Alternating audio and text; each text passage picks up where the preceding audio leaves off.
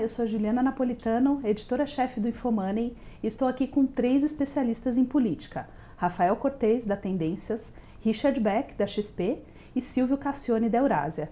E a gente vai falar sobre cenários para a política no Brasil e no exterior em 2020.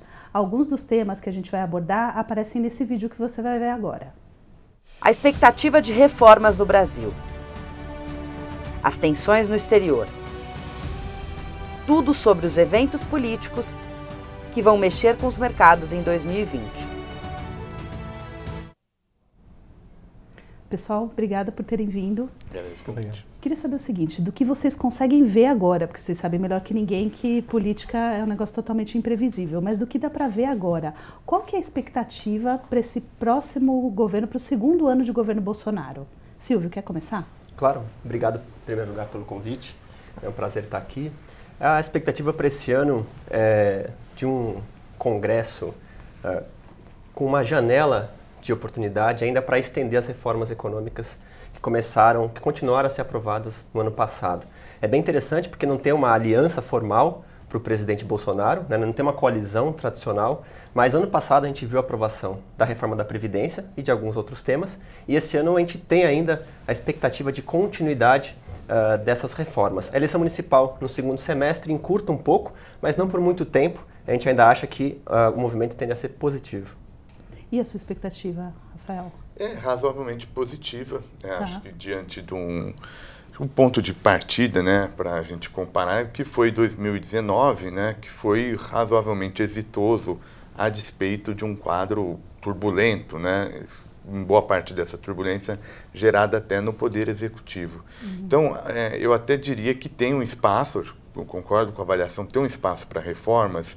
Agora, na minha leitura, acho que tem uma dificuldade maior do que a gente não viu em 19. Dificuldade essa que vem não só desse ambiente político, eleição, muito ruído, mas pela natureza da agenda. Em 2019, basicamente, a reforma da Previdência era o carro-chefe da agenda econômica. Não tinha muito por onde sair que não passasse pela reforma da Previdência. Para 2020, me parece que não tem, digamos, uma grande estrela entre os vários projetos que estão na pauta, né? É muita emenda constitucional, tem projeto de lei que, embora não seja da área econômica, vai ser muito provavelmente também discutido pelo parlamento. Então, eu acho que 2020, a diferença em termos qualitativos que a gente não assistiu, tem a ver um pouco com um custo de transação maior para a gente definir qual vai ser a fila das matérias que que vão ser objeto de discussão no Congresso. Agora, ontem o Rodrigo Maia disse que a reforma tributária é a prioridade, né, que pode sair até no primeiro semestre. Vocês acham que isso é viável? Quer comentar, Richard? Acho que o Rodrigo tem que dizer isso, ele tem que dizer alguma coisa em janeiro, porque é um mês meio vazio de atuação, então ele tem que preencher com algum discurso. Não acho que seja só discurso, o Rodrigo tem que aprovar essa matéria, primeiro pelo legado que ele quer deixar, mesmo que não seja uma matéria, eu concordo com o Rafael, que tem uma cara de salvação nacional, como teve a Previdência, não é o caso. Acho que tem muito mais briga e ela é muito menos madura na sociedade, no Congresso, no governo, no Judiciário, onde você olhar, é muito menos madura que a Previdência. Mas o Rodrigo tem que dizer isso, pelo legado, por uma razão mais de lógica de poder. O Aguinaldo Ribeiro é o relator, e se ele quer ser presidente da Câmara em 2021, ou candidato à presidência da Câmara, é ruim para ele não aprovar isso na comissão, ou não entregar pelo menos algum tipo de relatório. Pela lógica do poder na Câmara, essas coisas fazem diferença, então o Aguinaldo tem que avançar com isso, para ganhar relevância, enfim, para tornar isso um tema de debate nacional, porque hoje não está restrito a setores, né? Então acho que o Rodrigo tem que dizer isso e acho que ele vai tentar avançar. A gente, em janeiro e fevereiro, especialmente a gente do mercado financeiro, sempre fica mais ansioso e acha que as coisas serão mais rápidas, ou o Rodrigo falou, então é amanhã. O Salim Matar anunciou 150 bi de privatizações, então é isso. E aí durante o ano a gente vai um pouco caindo na real. Acho que essa matéria é mais complicada do que parece e acho que as pessoas esperam mais do que a Câmara e o Senado podem oferecer e o próprio governo. Mas o Rodrigo diz isso e eu acho que é um bom sinal, e a gente também está positivo, porque enquanto você está discutindo isso, você não está discutindo gasto, enquanto você está discutindo isso, de repente você não está discutindo se menino tem que usar azul, menino tem que usar rosa, e você coloca o debate do país nas questões que o país tem que discutir de fato. Eu acho que no caso só para um ponto, no caso da Previdência, da tributária, perdão, uma das dificuldades vai ser a coordenação entre Câmara e Senado, né? Que era um problema que até foi minimizado na Previdência, muito embora só conseguiu ser resolvido por conta da PEC paralela, né? De uma estratégia do tipo, o que está muito mais espinhoso, vamos deixar para depois, vamos passar um núcleo básico. Me parece que na questão tributária, esse custo de coordenação é muito mais alto. Por quê? Em parte porque do setor produtivo você tem interesses diversos, tem interesses federativos muito grandes na reforma tributária e você tem uma certa disputa pela paternidade de quem que é essa agenda, né? O Maia ontem falou que é do Legislativo, mas o Legislativo inclui também o Senado. Daí que me parece que essa janela de primeiro semestre cai um pouco nessa linha de uma retórica otimista. Acho que seria, se aprovado, é mais para segundo semestre. Tá. Eu só queria lembrar que você que está assistindo pode mandar as perguntas, eu vou selecionar algumas e fazer essas perguntas aqui para eles. Eu queria saber o seguinte, qual que é a agenda que vocês consideram viável, então, tanto para tributária, você falou segundo semestre, eu queria saber se você concorda, Silvio, e administrativa também, né, que acho que é outra importante aí na pauta. E eu colocaria uma agenda importante também para o governo, talvez seja a maior prioridade, a agenda de consolidação fiscal. Não acabou com a Previdência, né? O ajuste fiscal ainda está incompleto, tem uma série de medidas para garantir que o teto de gasto não vai estourar lá na frente, assim, em pouco tempo. Né? Então você tem 3 PECs que foram enviadas no ano passado pelo governo para o Senado, e essas PECs, elas permitem o corte do gasto obrigatório e, nesse mesmo processo, reformulam algumas regras fiscais, regra de ouro, né? Você cria uma série de gatilhos, né, para fortalecer as regras fiscais num prazo mais longo, ou seja, dá uma âncora fiscal mais forte para o investidor ter confiança de que elas vão permanecer por mais tempo. Essa agenda, na minha opinião, é o que vai ser tratado como prioridade, tanto pelo governo quanto por uma boa parte do Congresso, que vê nessa agenda uma oportunidade, né, de, ao cortar o gasto obrigatório, se apropriar de uma parte do orçamento. E esse é um jogo muito interessante para esse ano, porque é justamente o que ajuda a explicar por que o Congresso está ajudando o Bolsonaro, porque na hora que ele permite que a economia volte a crescer, ele não está só se ajudando, mas está ajudando o presidente, que vai ter mais chance de ser candidato à reeleição em 2022 em boas condições. Por que o Congresso faz isso se ele não é aliado do Bolsonaro, nem confia no presidente? É porque ele quer se apropriar da influência sobre uma parte maior do orçamento, ter mais dinheiro para direcionar a projetos nas suas bases. Então, essas PECs, elas começaram a tramitar no Senado já no ano passado, já avançaram dentro do script, que foi sendo comunicado pelas lideranças, sem grandes atrasos. No primeiro semestre, deve ter avanço nessa agenda PEC emergencial, por exemplo, apesar de alguns pontos impopulares que podem cair, tende a ser aprovada ainda antes do recesso, né? Ou se fica para o final, para o segundo semestre, é pouca coisa, né? Alguma parte dessa agenda ainda fica para 2021 como pacto federativo. Reforma administrativa vem nesse contexto também, tende a ter uma boa recepção no Congresso se ela é tratada como uma pauta de combate aos privilégios, né, e não pega na estabilidade dos servidores atuais, que é algo que o governo tem sinalizado. E a sua expectativa? Você falou tributária para o segundo semestre. E o restante? Bom, acho que vamos começar pelo... Acho que potencialmente essas agendas estão todas abertas. Elas estão dentro de um conjunto de preocupação que mais ou menos informa tanto as lideranças no parlamento quanto a agenda do Poder Executivo. Tá? Me parece que o grau de a fila que vai ser determinada é um pouco o quanto o governo vai se adaptar a uma realidade que é de que a gente fala muito nele, no Poder Executivo, mas a gente deveria olhar, e cada vez mais está olhando, para o Legislativo. Acho que o governo não tem muita força para, se quiser brigar com pontos mais polêmicos do projeto, não vai passar e aí vai demorar bem mais do que poderia ser se tiver uma rápida adaptação. Para dar um exemplo disso, essa recente possibilidade de mudança do teto, no caso da PEC do Pacto Federativo, que ela estabelece um teto, um mínimo único de educação e saúde, né? Vão juntar o mínimo constitucional nessas rubricas. Parece que agora tem um sinal de, na verdade, tirar o mínimo, tentar descarimbar uma parte desse projeto. No caso da educação e saúde, são temas muito complexos. Se o governo resolver ficar brigando muito com isso, isso vai se acumulando. Acho que de saída para limpar a pauta é tratar da PEC paralela na Câmara ainda, né? Que é uma questão para encerrar a questão da Previdência. Então, acho que encerra a PEC paralela e depois vem nessa ordem um pouco. Ainda as medidas fiscais, federativa, administrativa e tributária, eu vejo ainda bem mais para frente. Não tem ritmo para tratar de tanta PEC num curto espaço de tempo que a gente está falando. Claro. E, Richard, eu queria saber a sua expectativa também de calendário e o impacto que isso pode ter para o mercado financeiro, porque, enfim, a Bolsa, o dólar, claro que flutuam conforme essas notícias. Eu queria saber o que você avalia para esse cenário. A gente no começo do ano passado recebia muita pergunta dos nossos clientes como é que a política pode ajudar a economia, como é que vai funcionar, está todo mundo numa expectativa. Acho que inverteu um pouco o polo e as perguntas que a gente tem recebido é mais como é que pode atrapalhar. Entendi. Então, acho que não vai atrapalhar muito, pelo menos do ponto de vista que nós temos do Legislativo, a agenda é essa econômica. É claro que não dá para ignorar que o Rodrigo Maia está tocando, junto com a Tabata Amaral, a deputada, uma agenda social, porque ele também quer um carimbo disso. É tudo política, né? Mas eu acho que a agenda prioritária continua sendo essa, e não é à toa que o Rodrigo fala da tributária, porque você tem que ter um guarda-chuva, uma agenda guarda-chuva.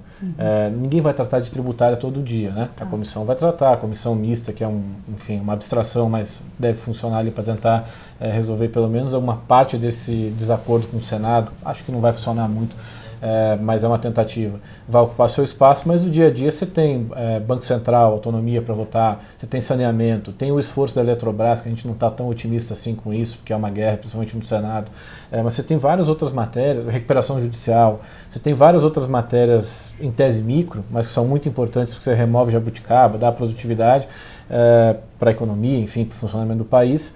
E acho que essas outras são muito brigadas, tá? Reforma administrativa não está nem pronta, não tem texto, as pessoas não sentaram e não bateram um texto, então você está discutindo uma ideia. Discutir ideia é legal, mas o parlamento precisa de fato, né? Isso não sei se está bem formatado no governo, inclusive. As PECs que estão no Senado, a do Pacto Federativo, ainda não tem acordo, sabe? As manifestações que nós vimos da Simone Tebet na CCJ e conversando com os senadores ainda está longe de votar. E claro que a gente tem que imaginar sempre que não é o texto que o governo mandou, sempre sai diferente do parlamento. É da democracia, né? E lembrando que PEC não tem veto. Então o governo vai ter que se aplicar muito nessas discussões, porque senão pode sair qualquer coisa. O que a gente tem visto é que o parlamento não tem votado qualquer coisa, mas esse risco está sempre aí. Mas eu acho assim, o foco vai continuar na Câmara, muito mais forte. Até pelo apelo, por como o Rodrigo organiza e por como o Davi Alcolumbre não consegue organizar o Senado no mesmo ritmo. Acho que tem uma disputa de poder no Senado também importante, do deslocamento do Davi Alcolumbre para mais perto dos senadores do PMDB, Eduardo Braga, Renan Calheiros, Fernando Bezerra, e deslocando do outro setor do PMDB. Isso deve ser um ponto no Senado, para as coisas andarem mais para cá ou mais para lá. Eu acho que o Braga vai ter muita relevância. E o Eduardo Braga é alguém que gosta muito de opinar nessas matérias, então acho que o Senado vai recomendar mais cuidados, o olho mais firme, principalmente no plenário. E a Câmara, o Rodrigo vai ter esse guarda-chuva da reforma tributária, porque é o grande discurso, o outro social com a Tabata Amaral vai tentar votar uma coisa ou outra, e vai tentando tocar essas matérias micro. A gente não espera bomba, sabe? Não nesse ano. Acho que ano que vem é completamente outra discussão, porque você tem novos presidentes na Câmara e no Senado e você tem um ano pré-eleitoral. E aí, ano pré-eleitoral, aquela vontadezinha de gastar aparece, né? Eu queria, se me permite, só fazer um comentário em cima dos seus pontos. Acho muito bem lembrado essa agenda micro, né, que também é muito importante, também carrega bastante a pauta do Legislativo e em algumas janelas de oportunidade, enfim, os líderes vão, de acordo com a fila de prioridades, vão encaminhando esses assuntos. Saneamento tem sido um dos temas que tem puxado, por enquanto, essa fila, já foi da Câmara para o Senado, deve ser concluído nesse ano, na nossa opinião, nesse primeiro semestre, né, mas acho que o que você colocou é interessante, de que muita gente pergunta como é que a política agora pode atrapalhar a economia, né? E da mesma forma o inverso vale. A gente às vezes recebe muita pergunta e nós mesmos nos perguntamos como é que a economia pode atrapalhar a política daqui para frente. Né? Por muito tempo a política era uma pré-condição para o Brasil voltar a crescer. Era se ia passar uma reforma da Previdência que estabilizasse o gasto do Brasil. E isso foi feito.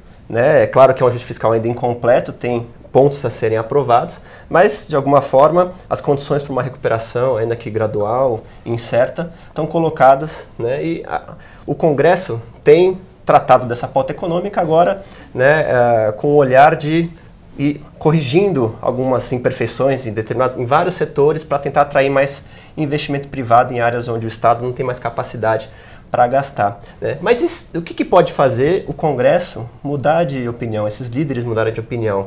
É difícil coordenar essas ações no Congresso. O Davi Alcolumbre tem uma capacidade menor do que o Maia, que tem muita influência sobre a Câmara, terceiro mandato como presidente, né? Mas mesmo para o Maia não é fácil, né? E ele precisa que esses interesses, essa visão de mundo, de país entre os líderes estejam alinhados, que essa é a agenda correta para insistir. O que pode fazer eles mudarem de opinião? Talvez seja a economia. Talvez o grande risco para essa continuidade da agenda de reformas nesse ano, com todas as dificuldades e gargalos, mas ainda assim uma continuidade, é que a economia frustre.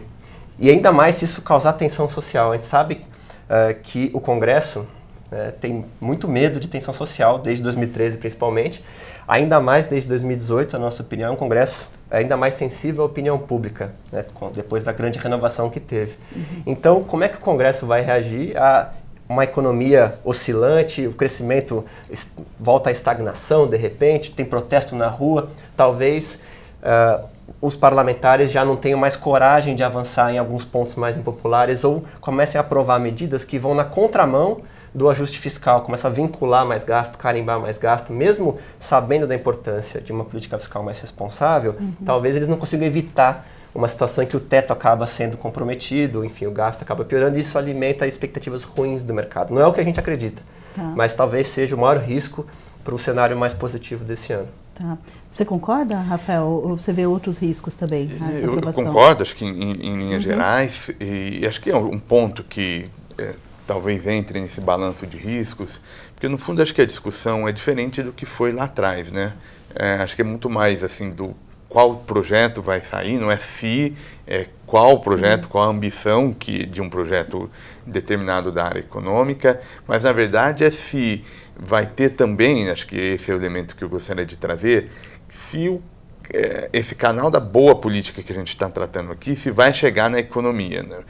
Lá no ano passado, se a gente olhar, a grande tarefa era a reforma da Previdência. A reforma da Previdência tramitou. Então, o problema da política não foi propriamente um problema de ingovernabilidade em 2019. Eu acho que essa é a mesma lógica aqui. Se tem algum incentivo novo, não tanto para parar o Congresso não para, mas é no Executivo. Acho que um foco importante de preocupação tem a ver com o comportamento do presidente Bolsonaro e do seu núcleo político. Só para a gente ficar nesse início de ano, já vieram ideias do tipo mudança na questão da carga tributária, dos encargos da energia elétrica para instituições religiosas. Que é só esse tipo de questão é que acho que vai entrar com maior frequência do que entrou em 19, por conta do efeito eleitoral, né? O presidente está criando um partido aí às pressas para tentar participar da eleição municipal, e se a gente olhar com algum cuidado, há uma perda de popularidade razoavelmente expressiva para o primeiro ano de mandato por parte do Bolsonaro. Então, acho que também tentar minimizar um pouco e fazer esses sinais para grupos específicos é algo que pode aparecer. O presidente tem muito um estilo de um certo microgerenciamento, né? A gente vê as comunicações dele na internet, ele já falou de tudo. Desde videogame, que alguém falou do imposto sobre videogame, vamos fazer alguma coisa, estamos estudando. Esse tipo de sinal é que acho que pode jogar em algum barulho nesse cenário positivo que a gente está desenhando aqui. Nessa linha de riscos, veio uma pergunta aqui do Diego, perguntando sobre a eleição municipal. A eleição municipal pode prejudicar a aprovação de reformas e o andamento da agenda do Congresso? Richard, quer começar nessa? Eu acho que vai, porque tem uma questão objetiva de calendário, né? Você imagina, o Congresso vai começar a trabalhar dia 3 de fevereiro. Tem carnaval na última semana, então a semana anterior já não é grandes coisas, dia 10, né? 10 a 14, é isso? Aí volta de verdade em março. Aí você tem março, abril, maio e até a metade de junho para trabalhar. Tem os feriados de abril ali, né? Páscoa, enfim. E aí depois você tem festa junina na segunda metade de junho. assim, é cultural, é importante. Os parlamentares do Nordeste, em ano eleitoral nas cidades, eles não vão para Brasília, fato.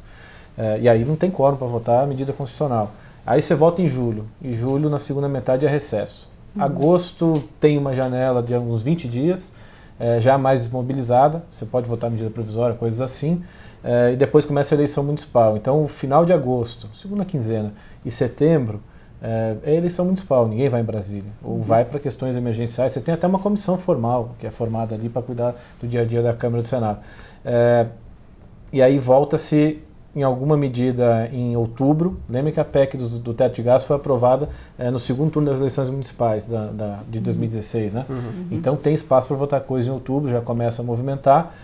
Em novembro você começa a discussão de orçamento e pauta remanescente, e dezembro funciona metade do mês. Então, assim, objetivamente já atrapalha, né? No clima político, eu acho que tem um potencial de atrapalhar. Quando começar a discutir aliança, pode ter um ruído ou outro, mas é difícil você transportar isso para dentro da pauta do Congresso, enfim, dar recado para o Bolsonaro, para o Rodrigo Maia, para o Davi, para os relatores dentro da pauta. Isso é mais complicado de fazer. O que me preocupa mais disso é o rescaldo dessa eleição. Porque eu até acho, assim, uma ideia minha, eu acho que o Bolsonaro nem está tentando disputar a eleição municipal. É uma boa desculpa não ter um partido e não ter que disputar, porque essa eleição é ingrata para presidente. O presidente da República perde a eleição municipal, não tem jeito. É difícil ganhar. Por quê? Lula perdeu, porque é difícil, você está disputando com muitas máquinas locais, muitas outras realidades, e o Bolsonaro não tem candidatura forte nas grandes cidades, não tem em Porto Alegre, não tem em Curitiba. Desculpem aí os nossos, enfim, as pessoas que estão assistindo a gente, você excluiu alguma cidade, mas não tem em Porto Alegre, não tem em Curitiba, não tem em São Paulo, não tem no Rio. Rio tem mais ou menos competitivo, não tem em Salvador, não tem em Recife, não tem em Fortaleza, não tem em Belém. Vai ganhar em quais cidades? Cidades muito pequenas e pouco representativas. Então, se você faz esse corte por orçamento e enfim, densidade populacional, qualquer coisa, o Bolsonaro não ia ganhar as eleições. Como o Lula não ganhou, como a Dilma não ganhou, o Temer não estava disputando. Então, para ele é confortável não disputar, sabe? Eu acho que tem algum grau de cálculo político também. Se der, ok. Se não der, ninguém vai chorar. Mas o discurso do Bolsonaro vai ser importante, porque se ele compra esse discurso de verdade, que vai fazer campanha contra quem recebeu o fundo eleitoral, ou que faz um discurso para atrapalhar, enfim, o centrão, ou chame como quiser, a política tradicional, essas pessoas não vão chegar satisfeitas em Brasília em outubro, novembro, dezembro. E não vão votar como o governo gostaria na eleição da Câmara e do Senado. Então, esse discurso do Bolsonaro na eleição municipal ele vai ser muito relevante para como a política chega em outubro. Então, a eleição municipal ela tem seus impactos, sim. Quer complementar, Rafael? Eu acho que tem. Acho que tem por o Dietrich falou muito bem do efeito da questão do calendário, e o que eu acho que ainda que não participe diretamente, acho que essa é uma visão crescente. Essa dificuldade e as disputas no interior, na falta de melhor nome, eu vou chamar aqui meio de centro-direita, elas tendem a aumentar. Então, acho que tem um efeito quase que, não vou chamar automático, talvez seja um exagero retórico, mas há uma tendência dessas divergências ficarem mais acentuadas nos diversos âmbitos. Você tem alguma cidade aqui, acolá, que o PSL está brigado, né, agora com uma parte do Aliança, e você tem uma eleição um pouco mais pesada para um aliado ou outro. Você tem nomes que já estão olhando para 2022, que tem que buscar algum diferencial em relação ao governo, porque acho que esse que tem um paradoxo. O presidente não fez uma aliança partidária, isso não travou o sistema? Não travou, mas ele acentuou esse problema temporal, né? Uma coalizão ela é importante porque ela mantém uma perspectiva de poder futura que pode ajudar a minimizar essas divergências que a gente está tratando. Na ausência de uma coalizão dessa natureza, tende a ter maior intensidade nesses movimentos. E nas duas pontas. Se o governo for muito bem, isso não necessariamente é bom para as lideranças parlamentares que provavelmente estão alimentando o seu adversário em 2022. Do contrário, se a economia não pegar no tranco e a gente continuar num cenário mais difícil, também uma hora vão ter que esse distanciamento vai ser maior. Então acho que a eleição municipal é, digamos, mais um desse elemento dentro dessa lógica de algum custo de não ter feito coalizão quando a gente pensa numa perspectiva temporal. Só para colocar um contraponto, para fazer o advogado dos que acham o contrário, eu acho que vários dos pontos aqui são muito bons e eu concordo também. De fato, do lado do calendário tem mesmo esse impacto no quórum, mas alguns pontos, né?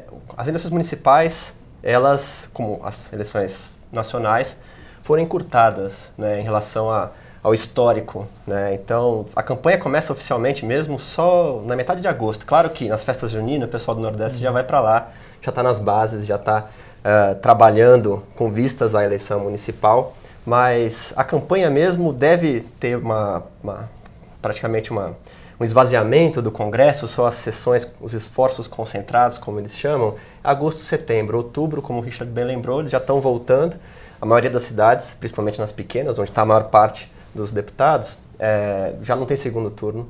E um segundo ponto, com o orçamento cada vez mais impositivo, né, você está transferindo aos poucos o polo, né, de poder mais próximo, saindo do executivo, mais próximo para o legislativo. Não quer dizer que o legislativo seja mais importante que o executivo, mas o que o executivo detinha de influência sobre a definição do orçamento, agora o Congresso está se apropriando de uma parte disso.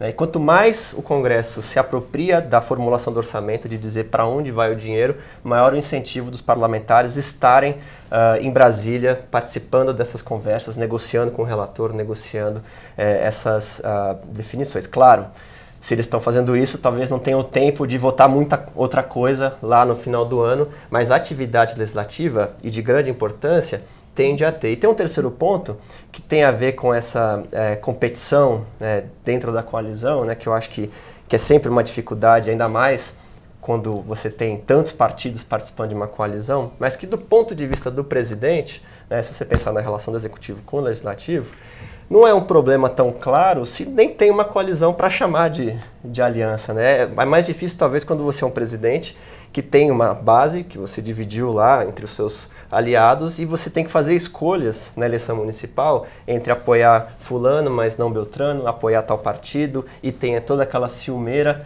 Para o Bolsonaro, que está ficando, por enquanto, de fora, depois ele vai atrás de outros prefeitos, dos prefeitos que forem eleitos, e tentar trazer para o partido. Mas, por enquanto, ele não está participando. Então, o impacto disso para a relação do presidente com o legislativo não é tão claro como no passado. Dentro do legislativo, pode ser esses partidos da centro-direita competindo, mas também, paradoxalmente, talvez esteja tão fragmentado, nenhum partido sozinho consegue fazer a agenda avançar, nenhum partido sozinho, ou muito poucos partidos têm o poder de obstruir essa agenda e desestabilizar a economia. Talvez nenhum sozinho, né? Mas 2 ou 3 em combinação até conseguem evitar uma aprovação de uma PEC. Então, nenhum deles quer, hoje pelo menos, obstruir a agenda. Não tem mais o jogo que foi feito, por exemplo, pelo Cunha, né? Obstrução para atrapalhar o governo. Nenhum partido hoje tem interesse em obstrução, ninguém quer economia fracassando, todo mundo tem medo do que, como o eleitor vai reagir. Em 2018 foi uma eleição muito traumática para toda a classe política, como o eleitorado vai reagir a uma eleição com uma nova crise econômica. E nenhum partido consegue obstruir. Então, mesmo com essa competição toda, para uma parte da agenda econômica, talvez a parte mais de atração de investimento e de consolidação fiscal, claro que muito difícil, mas o interesse pelo menos continua nessa direção. Interessante. E sobre o risco econômico que vocês abordaram algumas vezes aqui, veio uma pergunta do Marcos. Qual o risco da população brasileira se comportar como a população chilena se a situação não melhorar? Rafael, quer comentar essa? Essa é difícil, né? Boa, né? Boa pergunta. Eu gosto das fáceis. Né? Eu baixo porque você tem, me parece, que no sistema político brasileiro, independente dos partidos serem muito fragmentados, mas você tem 2 fontes hoje com uma rejeição razoavelmente alta, né? Você tem um presidente que tem uma rejeição alta, mas a oposição claramente a esse governo também não está nos seus melhores momentos do ponto de vista da opinião pública e da sua própria capacidade de mobilização. Então, não me parece que dê algum efeito parecido lá, porque há uma certa contraposição. Então, no fundo, o nosso debate mais é quem vai entrar, se é que alguém vai entrar, quais os desafios para se formar um tal de um centro, né, que tem sido chamado de centro democrático, alguma coisa nessa direção. Naturalmente, num país desigual como o nosso, enfim, num cenário de dificuldades econômicas, você pode ter algum erro de cálculo, como foi, por exemplo, a greve dos caminhoneiros, é um efeito pontual que ganha uma dimensão maior. Então, isso aí fica difícil de antecipar. Mas olhando assim da balança de poder e da configuração do sistema político brasileiro, eu não apostaria nesse cenário mais radicalizado que a gente assistiu em alguns países vizinhos. E você, Richard? Eu acho que tem uma tese que diz que a gente já passou por isso em 2013, 2014, pode até ser verdadeira, enfim. O nosso momento foi antes, tem várias coisas que podem corroborar. O que eu acho, e aí, enfim, é pura observação, em rede social a gente não vê toda essa efervescência ou insatisfação que talvez justificasse isso. Então, o monitoramento de rede não indica isso, apesar da rede ser tão volátil e volúvel como a gente conhece.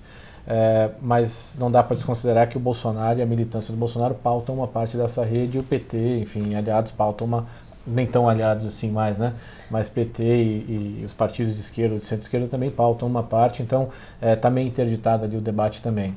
O que eu acho assim, a centro-esquerda não mobiliza, não bota gente na rua e atrapalha algumas mobilizações. A gente percebeu os estudantes ano passado irritados na rua, deu volume, né, de manifestações, e eu até conversando com algumas pessoas do PT, considerando, dizendo, olha, vocês vão atrapalhar as manifestações porque vocês estão botando balão da CUT e gente de vermelho, e a população, gente comum não quer saber mais disso, nem de um lado nem do outro talvez, e não sei se foi por isso, mas morreu, do jeito que apareceu, desapareceu.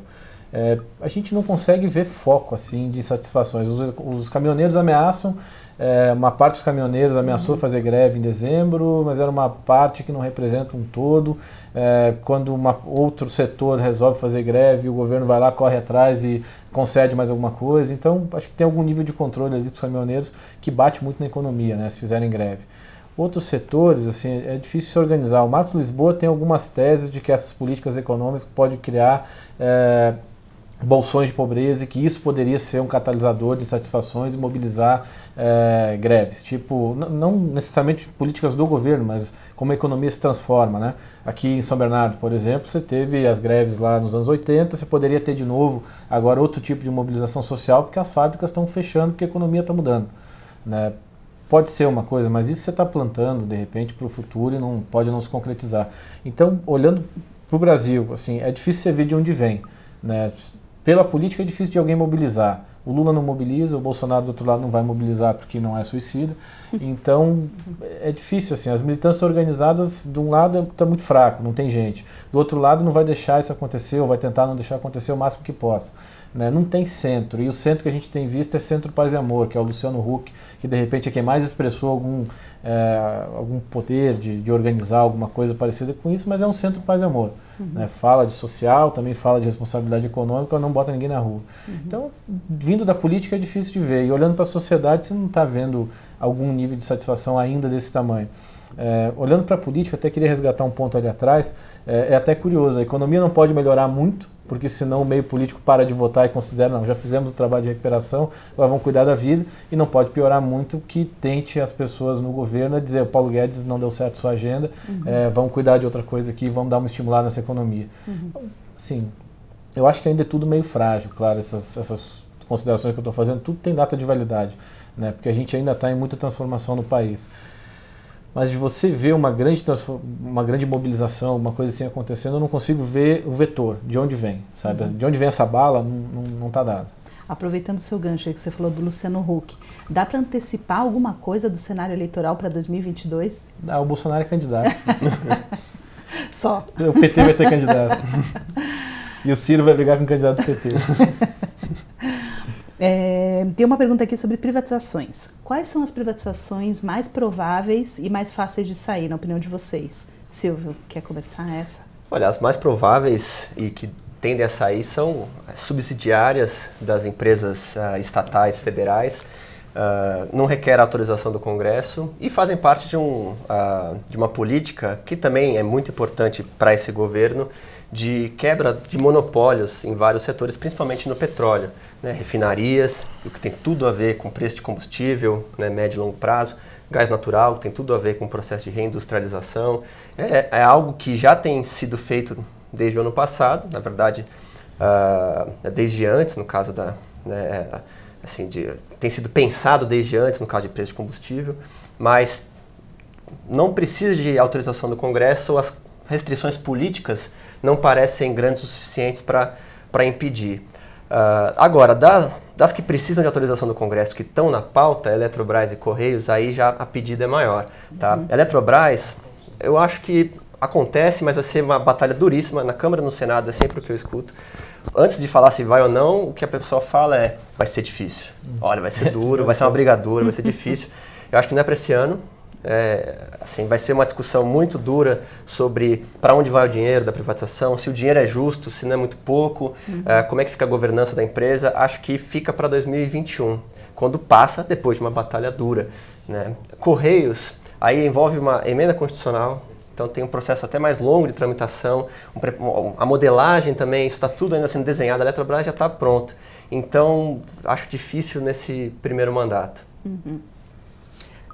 Acho que basicamente esses pontos, eu acho até essa é uma área decepcionante, talvez seja forte, mas eu acho que... Abaixo do esperado, né? Todo mundo tem dito isso. Porque tem, como você tem, eu acho que hoje no Brasil, uma parte da maneira como o governo, a equipe econômica se relaciona com o mercado, ela tem naturalmente a ancoragem de que de fato as reformas estão caminhando, mas ela tem um componente retórico bastante relevante, né? O Paulo Guedes é uma força importante nisso, ele tem aquela imagem super poderosa, até porque se contrapõe a um presidente cujo histórico não seria muito animador em termos de defesa de reformas liberalizantes. Então ele é sempre visto como uma grande ancoragem na tentativa de organizar expectativas e gerar choques positivos de confiança. Então acho que uma parte dessa estratégia, o outro lado dela, é que ela acaba gerando um pouco um superdimensionamento com que de fato tem saído. Então, tiveram números, por exemplo, de redução do déficit primário para 2019 que não se concretizaram, valores do que seriam privatizados também que não são concretizados, até como uma parte para minimizar esses barulhos políticos. Então, acho que caminha um pouco nesse ritmo, as dificuldades o Silvio colocou bem no plano político. Então, acho que uma parcela ainda vai vir muito da fala do Paulo Guedes. Se a gente olhar a fala do Paulo Guedes e o ritmo que a política tem alguma variação e não trivial. Então, acho que é mais ou menos por aí que eu penso privatização para o restante do mandato. Posso fazer um acréscimo de 30 segundos? Claro. A gente fala da agenda federal, mas tem toda uma agenda subnacional também, que é muito importante em vários aspectos, e em privatização também tem importância, né?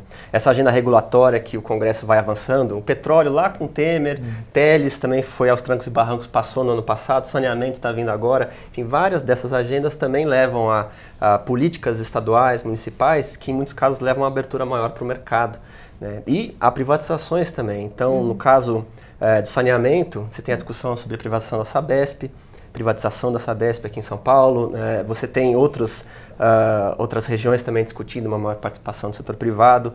No gás natural, no Nordeste, estados governados pela esquerda estão discutindo, estão avaliando a privatização de empresas de gás natural. No Nordeste, no Maranhão, a Assembleia autorizou essa privatização. Então, nem tudo vai acontecer, aí cada caso pode ter algum tipo de resistência local, alguma dinâmica local que em alguns casos vai atrapalhar. Em Minas Gerais, CEMIG, por exemplo, a gente não acredita que privatize, pelo menos não nesse ano, nem no próximo, mas para o investidor, principalmente o investidor que está de fora, olhando para as oportunidades no mercado brasileiro, mesmo que na agenda federal possa ter um senso aí de frustração com o tamanho dessa agenda, no nível subnacional tem uma série de oportunidades que também podem surgir, pipocar aos poucos aí em todas as regiões. Bom, a gente está se encaminhando para os minutos finais aí do painel. Eu queria aproveitar para perguntar sobre política externa, eleições nos Estados Unidos. Queria saber quais são as expectativas de vocês para o que pode acontecer lá e como isso pode influenciar o Brasil. Rafael, quer começar essa?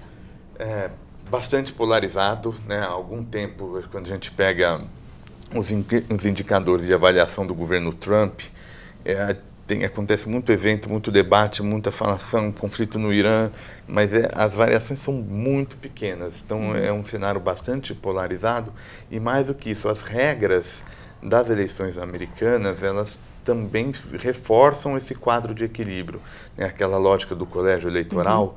Então, na verdade, não existe uma eleição presidencial só nos Estados Unidos, né? O resultado vem da soma de 50 eleições separadas, né? E começa já agora, né? E tem o debate já, né, para a seleção de candidatos, que amplia a janela eleitoral, né? Tem um longo debate para a seleção de candidatos. Ao fim e ao cabo, independente do nome que saia do Partido Democrata, me parece que tem ainda um equilíbrio, mas a força moderada ainda é a força, né, o Joe Biden, que lidera as pesquisas, mas independente do nome que venha, a eleição vai ser definida numa meia dúzia de estados. Quem quer que venha do Partido Democrata vai ganhar na Califórnia, a gente não precisa muito saber disso. Tem que olhar naqueles estados, o que eles chamam de swing states, que podem traduzir uma vitória democrata ou republicana. Acho que de saída o Trump é favorito, a economia atinge uma parcela de eleitorado muito significativa nesses estados, aqueles estados que sofreram bastante com a globalização e perda do poderio industrial americano. Então, acho que essa economia pode ser esse fator que mantém alguns estados, mas, enfim, vai ser contagem na unha até o final. Richard? Na eleição passada eu tinha o sentimento que o Trump ganhava. E eu estou com o mesmo sentimento, assim, sem olhar para as coisas, para os dados, enfim. Olhando para os dados, reforça. Porque quando você olha para os candidatos democratas, o Joe Biden, que é um moderado, mas é um moderado sem energia, parece um discurso meio errático em muitos casos. E os outros polarizam demais. Na polarização, o Trump aparentemente se sai melhor pelo perfil do país, enfim, de tudo.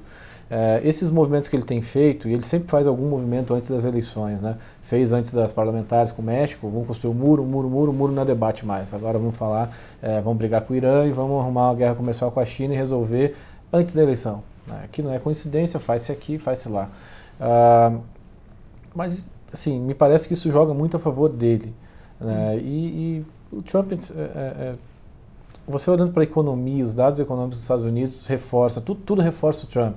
Sabe? A não ser que o Partido Democrata conseguisse dar uma guinada com um candidato que viesse, não sei nem se é o Bloomberg, acho que nem é o caso do Bloomberg, mas um outro nome, não sei de onde, que mudasse esse quadro, do jeito que está montado, sendo um moderado ou sendo um radical do Partido Democrata, o Trump tem muito mais vantagens. Só fazendo a ponte para o Brasil, eu concordo, com essas avaliações. Acho que, olhando para as últimas semanas, para o Brasil, talvez a gente esteja evitando o pior cenário para 2020 especificamente, para a campanha, que seria uma polarização que assusta o mercado. E provavelmente ela assusta o mercado se o mercado tiver medo de que alguém com uma plataforma muito à esquerda tenha a chance de ganhar. Que talvez não seja Elizabeth Warren. Talvez, ou Sanders também. Então alguém com uma plataforma que o mercado tenha medo de ganhar a eleição, e mesmo que não saiba se vai ganhar ou não, tem que trazer isso para o preço. Olha para as pesquisas e começa a ver, sobe, desce. E aí você pode ter uma volatilidade muito grande do mercado global e isso afeta o Brasil e os outros emergentes. Então, nas últimas semanas, o que a gente tem visto é o campo moderado ganhando um pouco mais de força, e isso tende a evitar esse cenário porque aí o mercado não se assusta tanto com o risco de quem vai ganhar. Para o mundo, e aí não para 2020, mas provavelmente para o segundo mandato de quem quer que ganhe, tem um outro aspecto que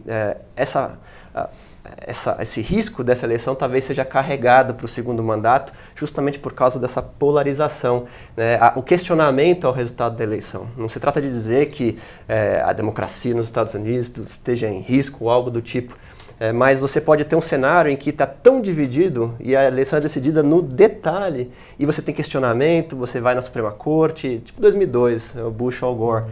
Só que dessa vez com os dois lados mais inflamados, chamando de fake news. Imagina se o Trump perde nesse cenário por muito pouco. Vai falar que foi manipulado, foi ilegítimo. Isso, enfim, o presidente ganha, ele coloca suas políticas, mas o cenário, a condução no dia a dia da política americana, trazendo mais volatilidade, mais ruído, e isso também reverberando em outras ações de política externa, enfim.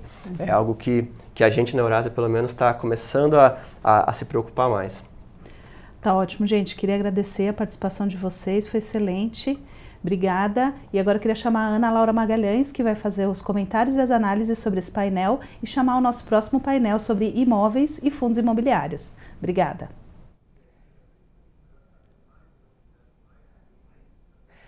Finalizamos o primeiro painel do penúltimo dia de onde investir em 2020, nada melhor do que um panorama político. Até então a gente não tinha trazido essa pauta à tona e é claro que ainda é uma preocupação não só no Brasil, mas também, como disse a própria Juliana Napolitano, nessas últimas perguntas do painel, entender um pouco sobre conflitos externos, conflitos internacionais e como até as eleições nos Estados Unidos podem impactar a nossa política doméstica ou até a nossa economia, né?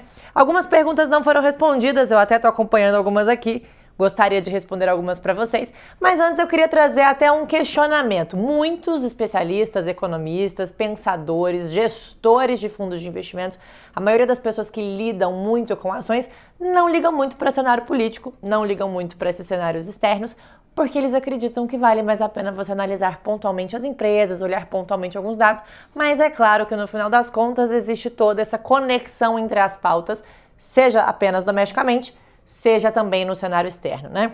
Então, falando um pouquinho do que aconteceu nos Estados Unidos em relação ao Irã nos últimos dias, é claro que um choque de petróleo impactaria também o preço do petróleo no Brasil, que impactaria consequentemente a nossa inflação doméstica e nós brasileiros acabaríamos sendo prejudicados. Então não tem como a gente falar que algum conflito externo político não nos impacta aqui dentro, no final das contas, mas eles trouxeram muitos pontos super significativos, muitos pontos sobre as pautas que a gente ainda precisa desenvolver internamente, o que esperar para esse segundo ano de governo Bolsonaro, o que esperar do Ministério da Economia e dentre outros muitos ajustes necessários para o nosso próprio desenvolvimento, né? Bom, antes de tudo, vamos responder aqui duas perguntas que eu até selecionei ali, que não deu tempo de serem respondidas.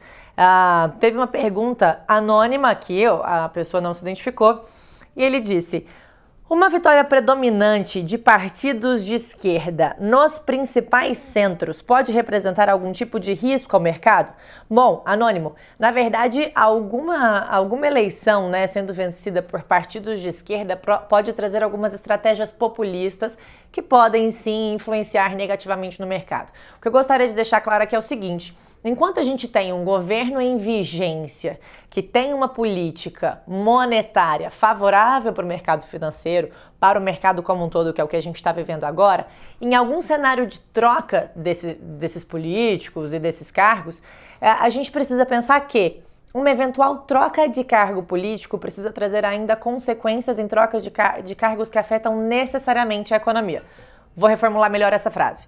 Se a gente tiver daqui agora, né, mais 2 anos, 2 anos e esse ano ainda completo, 3 anos uma troca de presidente, como a gente vai saber se esse presidente vai continuar com com as mesmas reformas favoráveis para nós ou vai acabar seguindo um caminho mais populista ou um caminho mais de esquerda? A gente nem sabe quem vai estar nessa chapa presidencial lá na frente, mas meu ponto é o seguinte: até chegar a hora de trocar o nosso presidente do Brasil, para que ele troque o seu Ministério de Economia, para que seja trocado também o presidente do Banco Central do Brasil, para que sejam renomeados os secretários da Política Monetária Nacional, para que assim a gente tenha então uma nova política monetária de valor de taxa de juros, de contenção inflacionária, leva tempo. Então esse impacto no mercado interno em relação a uma política no curto prazo, ela acaba sendo um pouquinho mais previsível nesse aspecto. É claro que de vez em quando vem um escândalo, um Joesley Day, uma greve dos caminhoneiros, esses eventos que a gente não sabe, né, não prevê e podem impactar de uma forma ou outra o nosso mercado,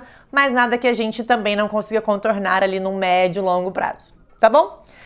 Tem uma outra pergunta aqui do Diego Zacarias, e ele disse o seguinte: as eleições municipais podem prejudicar a aprovação das reformas que estão por vir? Bom, eu acho uma pergunta super pertinente. Como as aprovações precisam passar ali pelo Congresso, né? A gente precisa ter uma aprovação muito robusta. Às vezes as eleições municipais não impactem no curto prazo ali dentro, mas é claro que no médio e longo prazo a gente precisa de políticas congruentes e políticas que se conversem, né? Que tenham essas perspectivas e toda essa estratagema de benefícios no longo prazo. Demorou muito para o Brasil chegar num patamar onde os políticos olharam e realmente repararam na necessidade de reformas estruturais para que a gente conseguisse fomentar de fato o nosso mercado interno. Felizmente é algo que a gente está vivendo agora, como a própria Zeina Latif e o Armínio Fraga falaram 2 dias atrás aqui no painel de terça-feira, é algo que acabou vindo acontecendo desde o governo Temer. Então hoje a gente realmente tem uma agenda de políticos um pouco mais voltada para o cenário doméstico de mercado brasileiro. E que bom que a gente está vivendo isso, né?